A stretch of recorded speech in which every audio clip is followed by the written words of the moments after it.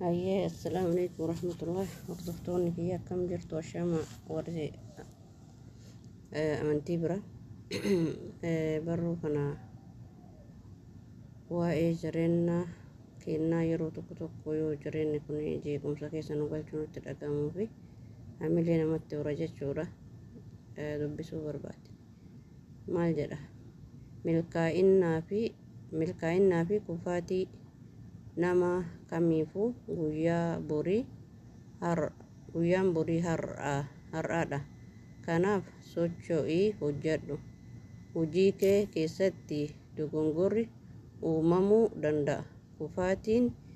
Kufaatiilleen akkasuma wanti fedhe yoo ta'e dogongora hin sodaatin. Yoo dogongorte malee barachuu hin dandeessu.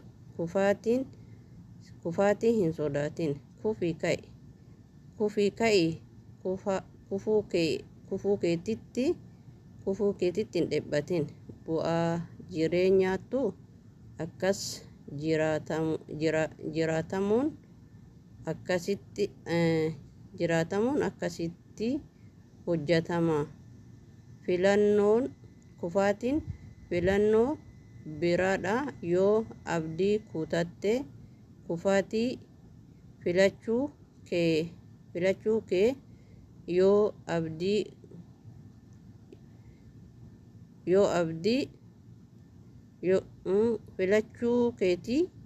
yoo abdii qabaatte garuu kufaatiin mudannoo keetii.